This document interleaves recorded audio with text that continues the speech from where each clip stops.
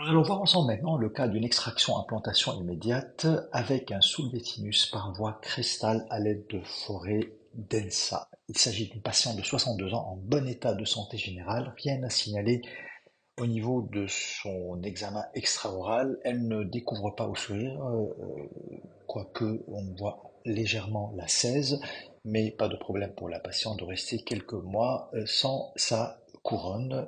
Au niveau de l'occlusion, rien de particulier, mis à part une petite inversée d'occlusion, quelques restaurations sur dents naturelles avec une restauration implantaire au niveau de la 17. On est concerné par la 16 sur laquelle nous avons une perte osseuse, en particulier au niveau de la table palatine. Et on décide ici suite à l'évaluation des paramètres thérapeutiques qui sont plutôt favorables à la réalisation d'une extraction implantation immédiate avec préservation alvéolaire et donc soulevé de sinus par voie cristale. Ici, c'est la planification du logiciel X-Guide qui va nous permettre de réaliser ce soulevé de sinus et cette pose d'implant à l'aide de la chirurgie par navigation avec décision de placer, de réaliser un pilier anatomique de type SSA pour une meilleure préservation du profil d'émergence et du complexe ostéomuc. Première phase de l'intervention, c'est la dépose de la couronne au niveau de la 16, ce qui entraîne une fracture de la partie coronaire, donc ce qui est tout à fait normal et attendu. Séparation radiculaire à l'aide d'une fraise chirurgicale et extraction de la façon la plus atraumatique possible de l'ensemble des débris coronaires et des trois racines. La racine palatine donc est facilement extraite à cause de la perte osseuse et l'élévateur de Bernard nous permet de nous insérer au niveau du desmodonte plus facilement pour réaliser de la façon la plus atraumatique possible cette dent. Utilisation d'une petite fraise chirurgicale pour dégager l'espace autour de la racine rétio-vestibulaire et ensuite un davier à racine spécifique nous permet de compléter l'extraction de la racine MV.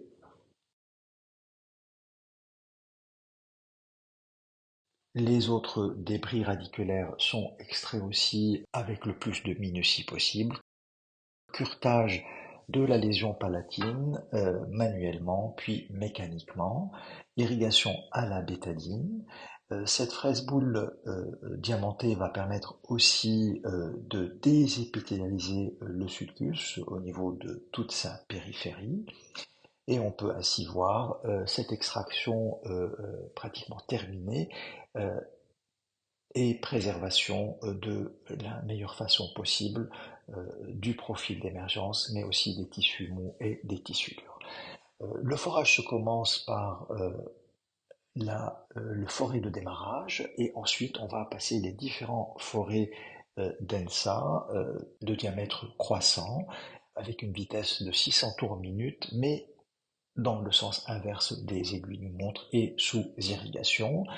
Plus le diamètre du forêt va aller en augmentant et plus on va soulever le bas-fond sinusien. Très peu de risque de déchirure ici grâce à cette membrane sinusienne qui est épaissie, mais aussi grâce à cette approche à l'aide de ces forêts densa. On réalise un sous-forage bien évidemment en vue de la pose d'un implant de diamètre 4,8.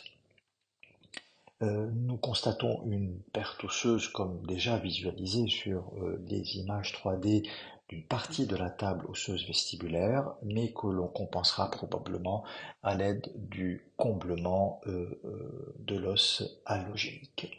Avant la pose de l'implant, nous allons combler et placer de l'os au niveau intrasinusien grâce à l'avant-dernier forêt en réduisant la vitesse à 150 tours minute, toujours dans le sens inverse des aiguilles d'une montre et sans irrigation. De cette façon, on va projeter dans le sinus le biomatériau, environ 0,5 cc, et ainsi on va pouvoir créer ce dôme autour de notre implant avec ce biomatériau.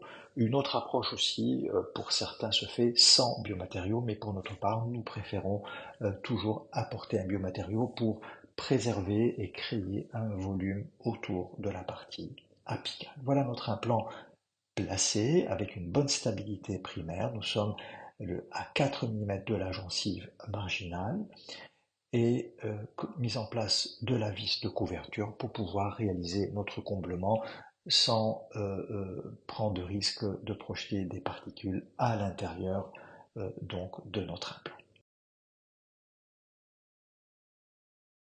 Le même biomatériau donc va être utilisé pour combler les alvéoles autour de notre implant.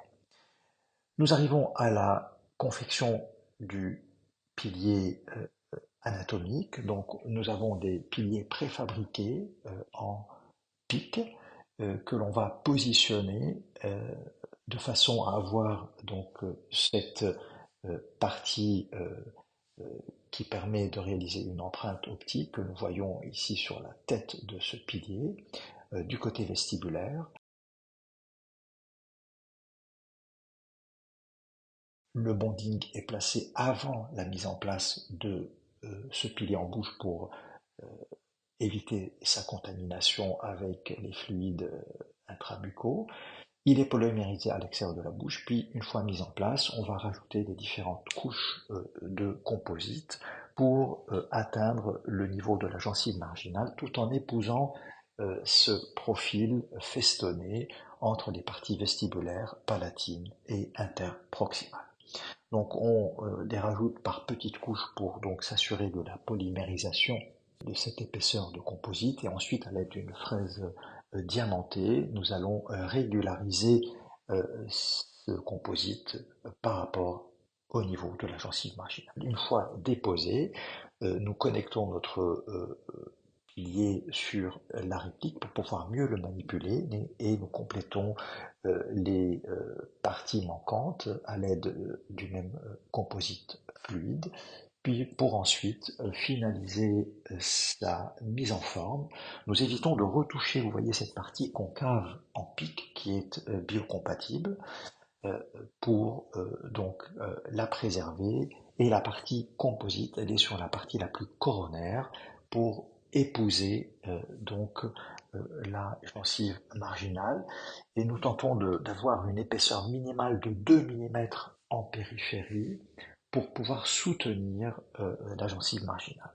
Donc on évite d'avoir une épaisseur qui vient mourir en lame de couteau, car souvent ça se termine par un bourrage alimentaire et un manque de soutien de ce profil d'émergence, ce qui évite d'obtenir le résultat escompté, à savoir la préservation de ce profil d'émergence et du complexe ostéomuqueux.